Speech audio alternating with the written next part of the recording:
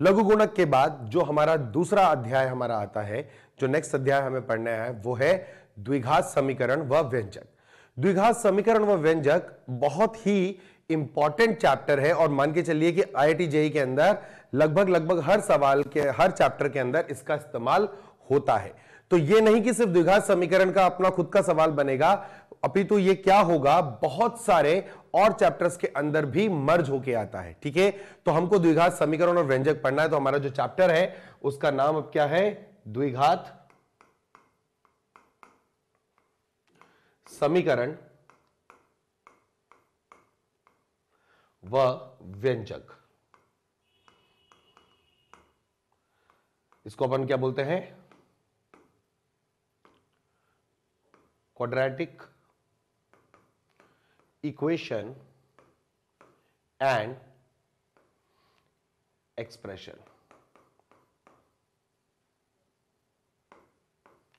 Quadratic equation and expression. ठीक है, द्विघात समीकरण व व्यंजक। ठीक है, इतना जितना हमने 10th में पढ़ा है, वो जो द्विघात हमने पढ़ा था उसी को हम लोग थोड़ा सा और आगे बढ़ाएंगे। लेकिन जहां पर हमने बात करी थी, कहां पर, 10th क्लास के अंदर, जहां हम सिर्फ मूलों के बारे में बात करते थे, या हम द्विघात के पूरे नेचर और बिहेवियर को समझेंगे बेटा।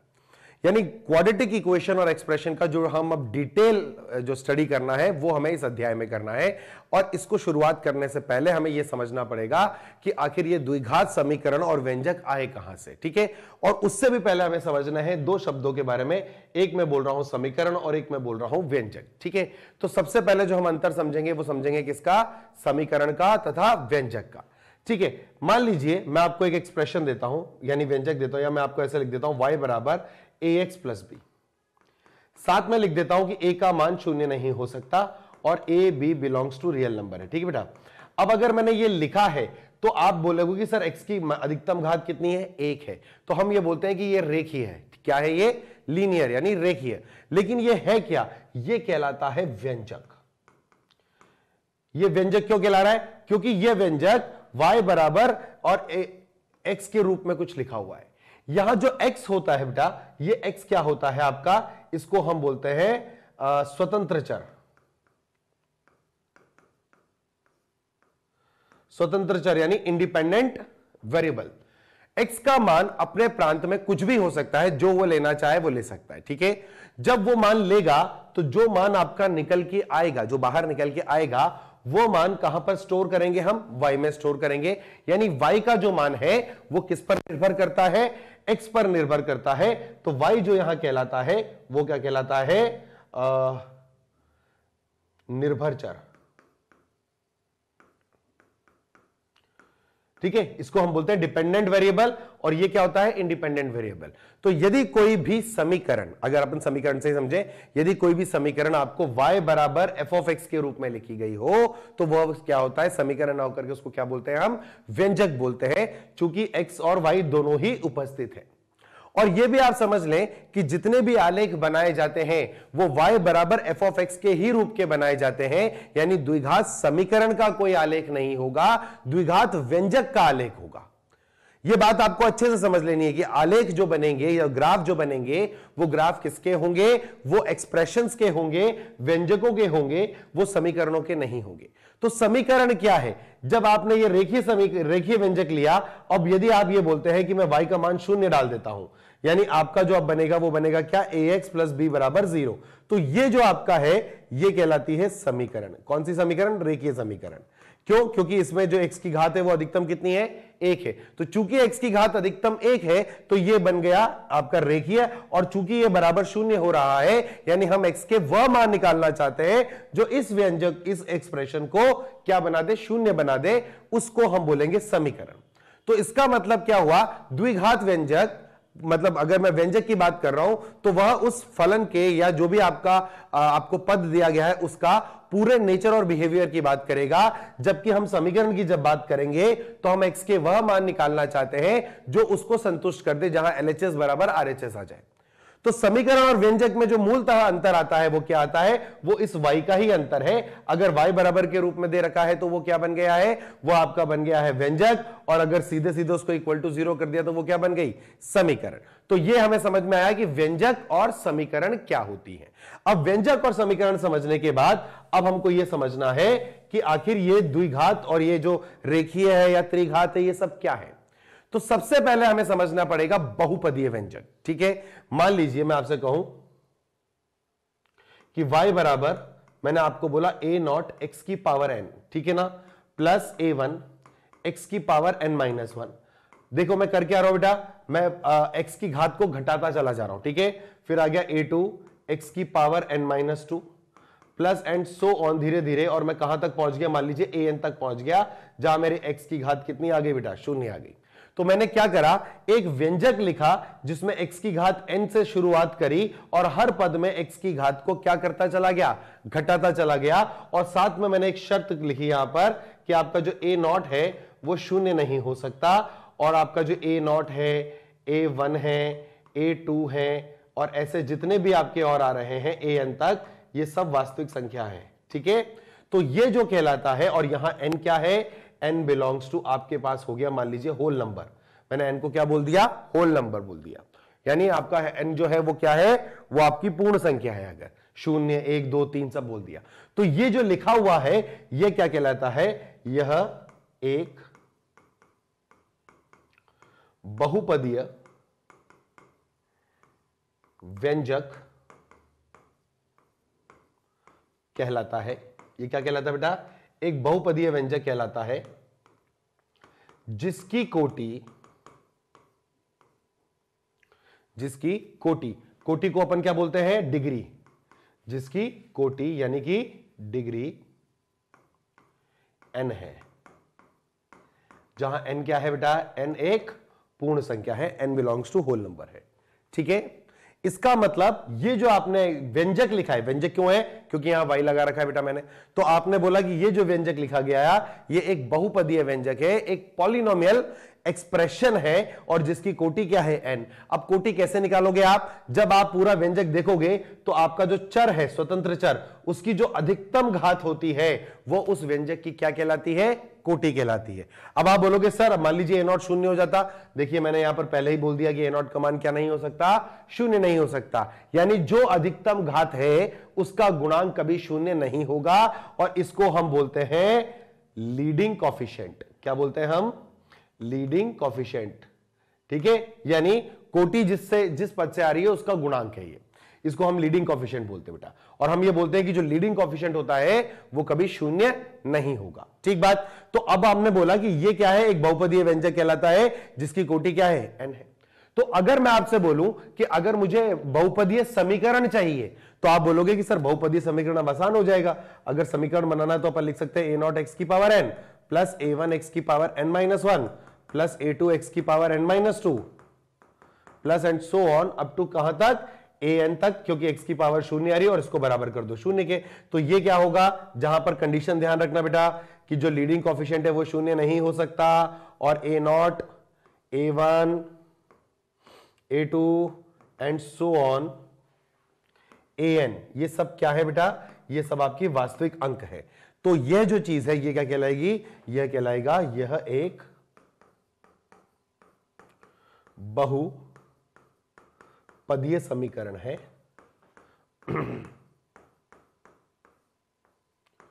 जिसकी कोटि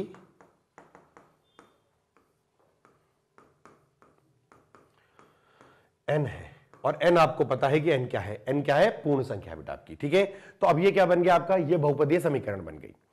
ये कंडीशन आपको हमेशा याद रखना है, इसके बगैर ये बहुपदीय समीकरण नहीं कहला सकती है, कोटि हम इसके बारे में प्रदर्शित नहीं कर सकते। तो इस तरीके से किसी भी समीकरण को लिखा जाए तो वो क्या कहलाएगी, एक बहुपदीय समीकरण कहलाएगी। और जो x यानी आपका इंडिपेंडेंट वेरिएबल है, जो स्वतंत्र चर है, उसकी जो अधिकतम घात होगी उसको ही हम क्या बोलते हैं, उसकी कोटि बोलते हैं। इसका मतलब यह हुआ कि अगर मैं आपसे बोलूं कि मान लीजिए अपन ने बोला ax प्लस बी बराबर 0, तो आप बोलोगे कि सर ये जो लिखा है ये क्या है, ये एक रेखीय समीकरण है, ये क्या हो गया, एक रेखीय समीकरण है। रेखीय समीकरण क्यों है, क्योंकि x की घात क्या है 1 है, और आपने यहां लिखा हुआ है कि a का मान शून्य नहीं हो सकता और a b belongs to real number. अगर ये रेखीय है तो अगर मैं बोलूं ax square plus bx plus c बराबर शून्य, जहां पर a शून्य ना हो और आपका a b c belongs to real number हो, तो ये क्या कहलाएगी बेटा आपकी, यही कहलाएगी आपकी द्विघात समीकरण। द्विघात समीकरण क्यों, क्योंकि इसका x का जो अधिकतम घात है वो कितना है, 2 है। तो द्विघात समीकरण क्या है, द्विघात समीकरण एक पॉलिनोमियल है, एक बहुपदीय समीकरण है जिसकी कोटि क्या होती है, 2 होती है। तो अगर हमें परिभाषा देनी हो तो द्विघात समीकरण की हम क्या देंगे, एक बहुपदीय समीकरण, एक बहुपदीय समीकरण जिसकी कोटि 2 हो, क्या कहलाएगी बेटा, द्विघात समीकरण कहलाएगी।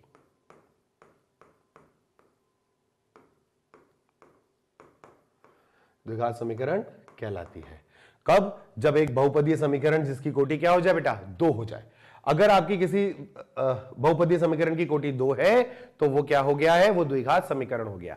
ऐसे ही अगर कोटि 3 होती तो उसे हम बोलते हैं त्रिघात समीकरण, ठीक है। अगर 4 होती तो चतुर्थघात हो गया, और इस तरह से आप ले जा सकते हैं। अगर मैं आपसे पूछूं कि द्विघात व्यंजक क्या हो गया, तो आप क्या बोलोगे, अब एक बहुपदीय व्यंजक जिसकी कोटि 2 हो द्विघात व्यंजक कहलाएगा। तो हमको यह समझ में आ गया कि द्विघात समीकरण और व्यंजक दोनों में अंतर समझ में आ गया। अगर मैं आपसे बोलूं द्विघात समीकरण क्या है, तो आप बोलोगे सर वो ax square plus bx plus c बराबर 0 है, और क्योंकि ये बहुपदीय है तो उसकी कंडीशन कहती है कि आपका जो लीडिंग कॉफिशिएंट है वो क्या शून्य नहीं हो सकता, यानी a is not equal to 0 और a b c belongs to real number, तो ये आपका द्विघात समीकरण बन गया, ठीक है। अब एक चीज है जो आपको ध्यान रखना है, नोट है, नोट याद रखना, बहुपदीय समीकरण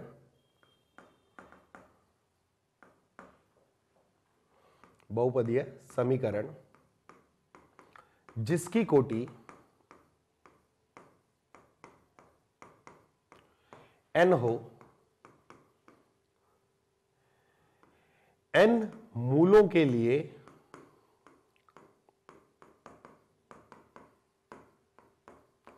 संतुष्ट होती है।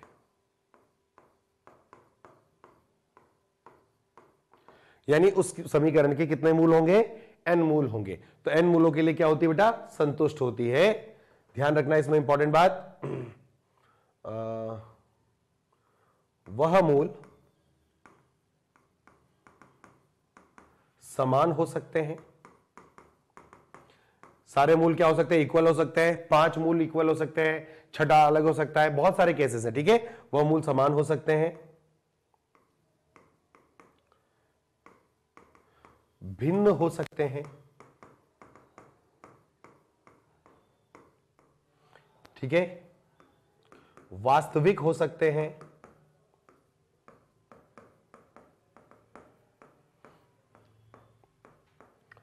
या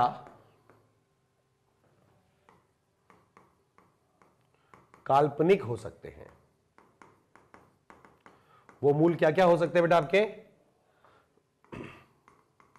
वो मूल आपके क्या क्या हो सकते हैं, वो आपके समान हो सकते हैं, वो भिन्न भी हो सकते हैं, वह वास्तविक हो सकते हैं, वह काल्पनिक हो सकते हैं। लेकिन जो मूलों की संख्या है वो सदैव क्या होगा, उनमें n ही होंगे, यानी n ही मूल आएंगे, ठीक है।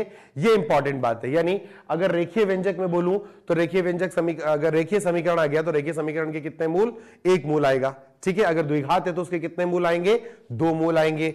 और वो चाहे बराबर हो नहीं हो, अलग अलग आ जाए, काल्पनिक आ जाए, वास्तविक आ जाए, कोई फर्क नहीं पड़ता, लेकिन मूलों की संख्या हमेशा कितनी रहेगी, 2 रहेगी। त्रिघात में मूलों की संख्या हमेशा कितनी रहेगी, 3 रहेगी। चतुर्थघात में मूलों की संख्या हमेशा कितनी रहेगी, 4 रहेगी। हो सकता है कि चारों मान एक ही हो, चारों मान 2 2 2 2, मतलब चारों रूट क्या आ जाए उसके, एक रूट 3 आए, दूसरा रूट भी 3 आए, तीसरा रूट भी 3 आए और चौथा रूट भी 3 आए, तो हम बोलेंगे वो सारे मूल समान है, पर मूलों की संख्या कभी परिवर्तित नहीं होगी। मूलों की संख्या सदैव कितनी रहेगी, 4 ही रहेगी, ठीक बात। तो अगर हमने बोला है कि एक बहुपदीय समीकरण है जिसकी कोटि n है, तो n मूलों के लिए ही संतुष्ट होगी, मतलब मूलों की संख्या कितनी होगी, n होगी बेटा।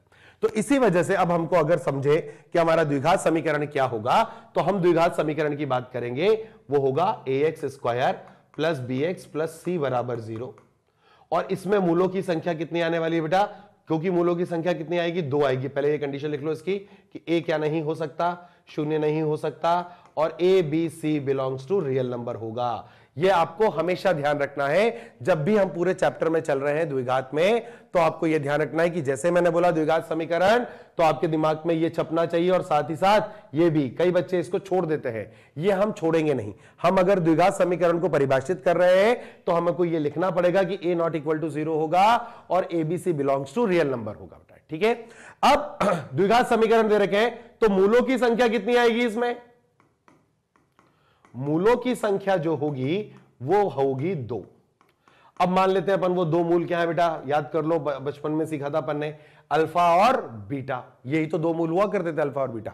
तो ये अल्फा और बीटा क्या है, ये x बराबर अल्फा अगर आप इस समीकरण में डाल देंगे तो समीकरण का मान 0 हो जाएगा, यानी x बराबर अल्फा समीकरण को संतुष्ट करता है। अब अगर x बराबर अल्फा आपका समीकरण को संतुष्ट करता है तो वो उसका मूल कहलाता है। तो मूल का काम क्या है, मूल का काम है इसको 0 बनाना, इसको 0 के बराबर बनाना।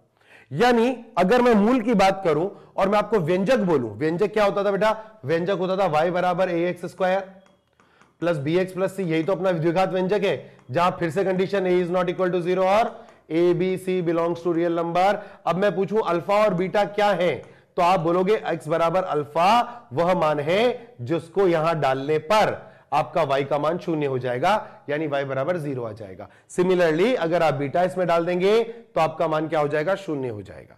ठीक है, तो इसका मतलब क्या हुआ कि जो मूलों की संख्या है वो निश्चित है, वो द्विघात समीकरण में कितनी रहेगी, हमेशा 2 ही रहेगी, ना 2 से ज्यादा ना 2 से कम। अगर कभी किसी द्विघात समीकरण के मूलों की संख्या 2 से ज्यादा हो जाती है तो फिर वो समीकरण नहीं है। ऐसा होगा, अपन करेंगे जब पढ़ेंगे तो मैं आपको दिखाऊंगा कि एक द्विघात समीकरण जैसी दिखने वाली चीज का मूल 2 से ज्यादा आ गया। तो अगर किसी समीकरण, बहुपदीय समीकरण का जिसकी कोटि मान लीजिए अपन ने n दे रखी है, उसके मूलों की संख्या क्या होने वाली है, n होने वाली है। ठीक है, अब अगर उसके मूलों की संख्या n से ज्यादा हो गई, किसी भी केस में उसके मूलों की संख्या n से ज्यादा हो गई, तो फिर वो बहुपदीय समीकरण नहीं है, फिर उसको हम बोलते हैं बहुपदीय सर्वसमीका, यानी आइडेंटिटी, यानी वो x के सभी मानों के लिए फिर सत्य है। यानी द्विघात समीकरण का यदि 2 से अधिक मूल आ गया तो इसका मतलब वो क्या बन गया, द्विघात सर्वसमीका, क्वाड्रेटिक आइडेंटिटी, और इसका मतलब फिर वो x के सभी मानों के लिए सत्य हो जाएगी। आगे चल करके अपन इसे देखेंगे, पर अभी अपन बात कर रहे हैं कि मूलों की संख्या हमेशा कितनी है, 2 है। तो अब आप देखें कि अगर द्विघात समीकरण के मूलों की संख्या हमें पता चल गई, तो आप लोगों ने यह पढ़ा है कि द्विघात समीकरण के जो मूल निकालते हैं, वो मूल निकालने का एक सूत्र आपने सीखा था, जिसको हमने बोला था क्या, श्रीधराचार्य फॉर्मूला। अब उसका फॉर्मूला क्या होता था बेटा, अल्फा कॉमा बीटा, ये होता था -b plus minus under root of b square minus 4ac upon 2a। Alpha comma beta बराबर -b plus minus under root b square minus 4ac upon 2a। ये क्या है आपका, ये आपका द्विघात का मूल निकालने का सूत्र है, जिसे श्रीधराचार्य सूत्र भी कहा जाता है। अभी ये श्रीधराचार्य फॉर्मूला कहीं से आया नहीं है, इसे हमने बनाया है बेटा। तो सबसे पहले तो हम यही समझेंगे कि आखिर ये आया कहां से और इसकी वजह से क्या क्या हुआ, वो हमें समझना है। तो पहले हम बात कर रहे हैं किसी द्विघात समीकरण के आखिर मूल निकाले जाते हैं तो कैसे निकाले जाते हैं। ठीक है, तो हम उस द्विघात समीकरण के जो मूल ज्ञात करने की विधि है, उसमें पहली विधि का इस्तेमाल कर रहे हैं, और वो क्या है, हमारा श्रीधराचार्य फॉर्मूला। अब श्रीधराचार्य फॉर्मूला निकालना सीखेंगे हम सबसे पहले। तो कैसे सीखेंगे, मान लीजिए आपको समीकरण दे रखी है बेटा, क्या दे रखी है, ax square plus bx plus c बराबर 0 दे रखा है बेटा। अब आपने कहा ax square plus bx plus c बराबर 0 के आपको मालूम है कि मूल आने हैं, यानी x के वह मान निकालने हैं जो इस समीकरण को संतुष्ट करे। अब इसको कैसे किया जाएगा ये ध्यान देना। मैं क्या कर रहा हूं, देखो ध्यान से बेटा, मैंने a को कॉमन ले लिया, एक कॉमन लिया तो मेरे देखो मेरे को मोटिव क्या है, मुझे x के वह मान चाहिए जो इसे 0 बनाए। ठीक है ना, यानी अपन को किसकी वैल्यू निकालनी है, अपन को x की वैल्यू निकालनी। तो ये अपना क्या आ गया, x square plus b upon a into x plus c upon a और बराबर 0। ठीक है जी, यहां तक क्लियर। अच्छा, यहां जब हमने ये लिखा होगा तो हमने ये लिख ही दिया है कि ए का मान शून्य नहीं हो सकता और A B C belongs to real number होंगे, तभी तो ये द्विघात है हमारी और इसके मूल निकालने की कोशिश कर रहे हैं। अब जब ये देखिए a इंटू ये नंबर लिख दिया मैंने, लिख दिया। अब मुझे बताएं क्या a शून्य हो सकता है? a शून्य नहीं हो सकता। और इसका गुणा कितना आ रहा है? शून्य आ रहा है। इसका मतलब शून्य किसको होना पड़ेगा? शून्य होना पड़ेगा x square plus b upon a into x और प्लस सी अपॉन ए को। ये आपका क्या बनेगा बेटा? शून्य बनेगा। क्यों शून्य बन रहा है? क्योंकि हमने पहले ही बोल दिया है कि a का मान शून्य नहीं हो सकता। अब a का मान शून्य नहीं है और इन दोनों का गुणनफल शून्य हो रहा है, तो x square plus b x upon a plus c upon a के मान को ही क्या बनना पड़ेगा? शून्य बनना पड़ेगा। यहां तक क्लियर हुआ? इसको अपन ने आगे लिखा। अब देखो मैं क्या कर रहा हूं बेटा, ध्यान से देखना। एक्स स्क्वायर प्लस यहां दो मैंने गुणा कर दिया। क्या कर दिया? दो गुणा कर दिया। ठीक है, x यहीं का यहीं था और b बटे a जो था उसमें a नीचे दो मल्टीप्लाई डिवाइड भी करा और a लिख दिया, ताकि ये दो और ये दो कट जाए और अभी भी मेरा bx अपॉन a ही बने। यानी मैंने दो से गुणा करा और दो से भाग करा। ये जो विधि मैं कर रहा हूं ये कहा जाता है पूर्ण वर्ग बनाने की विधि। तो ये पूर्ण वर्ग कैसे बना रहे हैं वो देख रहे हैं अपन ने। क्या करा? जो आपका मध्य पद है मैंने उसमें दो से गुणा करा और दो से भाग लगा दिया। ठीक है, प्लस अब देखो यहां एक्स स्क्वायर, इसको अगर अपन फील करें कि ये ए स्क्वायर है, ठीक है ना, यानी ए बराबर एक्स लेके चल रहा हूं, तो यहां क्या 2 इंटू ए दिख रहा है, तो ये जो अवयव है ये बी कहलाएगा पूरा का पूरा, ये वाला पार्ट ही बी कहलाएगा। अब अगर ये बी कहला रहा है तो परफेक्ट स्क्वायर यानी पूर्ण वर्ग बनाने के लिए मुझे क्या चाहिए होता है? अब सिर्फ बी स्क्वायर की आवश्यकता है। और बी मैं किसको मान रहा हूं? बी अपॉन 2a को। तो मैंने क्या करा? बी स्क्वायर बटे 4a स्क्वायर को यहां पर जोड़ दिया। बचा क्या था मेरे पास? c बाई ए था और मैंने यहां पर बी स्क्वायर बटे 4a स्क्वायर को घटा भी दिया। ये बराबर 0 चल रहा है। क्यों बना दिया ऐसा? ताकि मैं इस पूरे पार्ट का क्या कर पाऊं, इतना जो पार्ट मैंने लिया है इस पार्ट को पूर्ण वर्ग में परिवर्तित कर पाऊं। और द्विघात में अगर आपने 10वीं कक्षा में पढ़ा होगा तो मूल निकालने के लिए जो 3 विधियां बताई गई थी उसमें पहली विधि क्या थी? वो थी मध्य पद प्रसारण विधि। ठीक है ना, आप मिडिल टर्म को स्प्लिट करके करते थे। दूसरा आपको पूर्ण वर्ग करके ही बताया गया था और तीसरा था श्रीधराचार्य। तो हम क्या कर रहे हैं? पूर्ण वर्ग से ही श्रीधराचार्य की उत्पत्ति करवा रहे हैं यहां पे। ठीक है, अब ये परफेक्ट स्क्वायर जब आपका बना तो ये परफेक्ट स्क्वायर किस चीज का बना है वो देख लेते हैं। ये परफेक्ट स्क्वायर बना है आपका x a और b का, यानी a प्लस बी का होल स्क्वायर बनेगा, तो ये बना x plus b upon 2a का होल स्क्वायर प्लस यहां मैंने एलसीएम ले लिया बेटा, तो एलसीएम लिया तो ये 4a स्क्वायर आ गया और यहां कितना आ गया? 4ac माइनस बी स्क्वायर और ये ब्रैकेट बंद, ये ब्रैकेट बंद, बराबर 0 हो गया। तो आपका जो बना है एक्सप्रेशन वो क्या बन गया बेटा? x plus B by 2a का होल स्क्वायर बराबर, इसको जब उधर लेके गए तो ये बन गया अपना B square minus 4ac upon 4a square. ठीक बात है, क्योंकि जब ये इधर गया होगा तो माइनस का चिन्ह आया होगा और जब वो माइनस का चिन्ह आया होगा तो मैंने माइनस को अंदर डाल के बी स्क्वायर माइनस 4ac कर दिया। अब आप देखें क्या होगा कि जैसे ही मैं दोनों तरफ वर्गमूल लगाऊंगा, वर्गमूल लगाऊंगा तो इधर आ जाएगा mod of x plus B by 2a। आपको याद होगा मैंने डे 1 बताया था आपको कि वर्गमूल से जो चीज जाएगी वो रूट में आएगी। और यहां देखेंगे तो यहां आ जाएगा under root B square minus 4ac upon 4 का रूट 2 आ जाएगा और a स्क्वायर का मॉड a आ जाएगा। ठीक है, अब हम क्या करते हैं?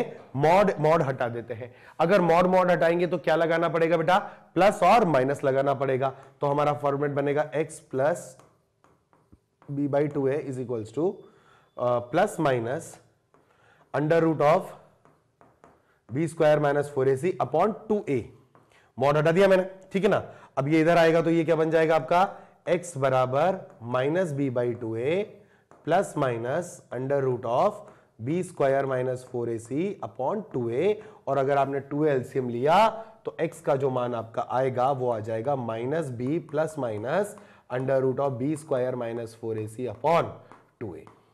अब एक बार प्लस का इस्तेमाल करके और एक बार माइनस का इस्तेमाल करेंगे तो हमें क्या प्राप्त होगा, हमको दो अलग अलग मूल प्राप्त होंगे। और यहां जो ये बी स्क्वायर माइनस 4ac है, इसको हम बोलते हैं विवेतीकर, यानी कि कैपिटल डी डिस्क्रिमिनेंट। तो आपका x बराबर हो गया minus B plus minus under root D by 2a। और यहां पर दो प्लस माइनस से क्या आएगा बेटा, आपका दो मूल आने वाले, ठीक है। अच्छा, यहां पर ध्यान देना कि ये जो स्टेप मैंने किया है इसको हम बोलते हैं पूर्ण वर्ग बनाने वाला स्टेप। तो अपन क्या कर रहे हैं, पूर्ण वर्ग बना रहे हैं। तो पूर्ण वर्ग बनाने का जो तरीका है वो क्या है, आपका मध्य पद जो दे रखा है उस मध्य पद का, अब अगर मैं ऐसे बोलूं कि इस एक्सप्रेशन को देखो आप, यानी इसको देखो, सिर्फ इतने को, इसको देख के क्या आप बता सकते हो कि ये किसका पूर्ण वर्ग बनेगा।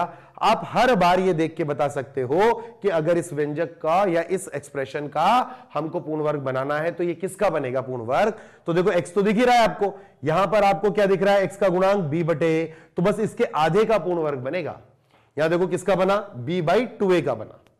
तो देखिए अगर जैसे अपना जो रूट आया तो आपको परफेक्ट स्क्वायर बनाने के लिए क्या करना पड़ेगा, 2 से गुणा और 2 से भाग लगाया, यहां जो अवयव बचा उसका स्क्वायर जोड़ दिया और उसके स्क्वायर को घटा भी दिया, ठीक है। और ये हमारा फाइनल आंसर आ गया। और यही हमारा क्या है, क्वाड्रेटिक फॉर्मूला या श्रीधराचार्य विधि है।